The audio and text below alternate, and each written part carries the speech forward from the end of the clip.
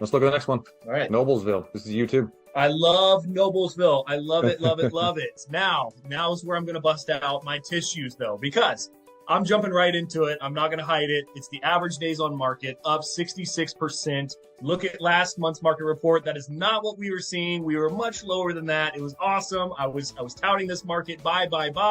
But we're up 66% here on our average days on market. 50. Ah, man, it hurts. It hurts to see that, but that is what it is. Now, what I'm immediately going to talk about next, average rents. Well, we're seeing average rents tick up by almost 2%.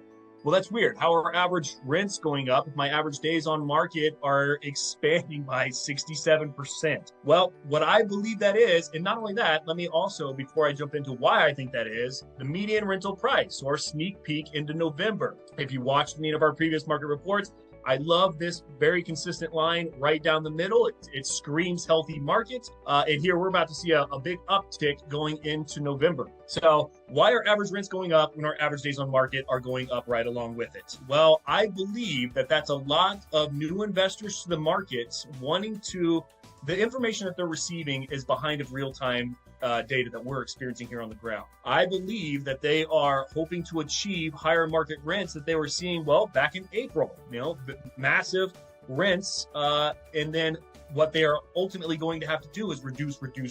Well, when they start at 1850, you're going to see an uptick on the average days on the market when the actual average rent should be closer to maybe 1650 in this area, maybe 1695. That's when you're going to see those average days on market kind of level out. Mike, what do you think? Also, are you officially calling it? Is this you're calling the ball that this is the top here, and we're going to see only reductions from here? I'm not ready to die on that hill just yet, but man, I certainly hope so. I mean, oh, gosh, I don't even want to look at it anymore. Next slide.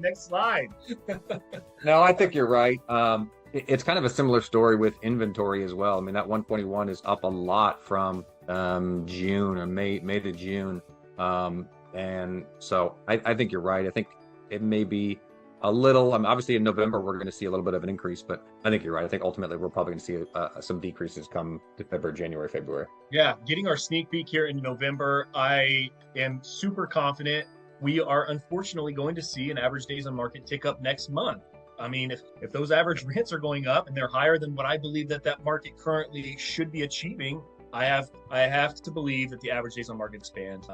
And that kills me. Love Noblesville. I mean, it's a great area to be a part of. It's expanding, great school systems, very similar to the Fishers Market, very, very near to the Fishers Market. Gets a lot of that runoff. Great quality applicants, low turnover costs. If you're an investor looking in the Indianapolis area, I would keep my eye on Noblesville without a doubt. For sure. I'm going to talk about sales real quick and we'll go to the next one. Okay, average sales price, $334. That's investor point of view. Anything selling under the $500,000 price point, averaging out at $334, $459. Now, this is what I would be expecting right now, just given the overall view of the sales market from all my real estate buddies on the sales side. They are definitely seeing a decrease in the number of homes sold. And here we see it in the Noblesville market, down 4% month over month. That's absolutely consistent with what I'm seeing in the market. And I would expect that to absolutely, and 4% in my opinion is more than just seasonality. Seasonality, I would personally expect maybe closer to a 2%.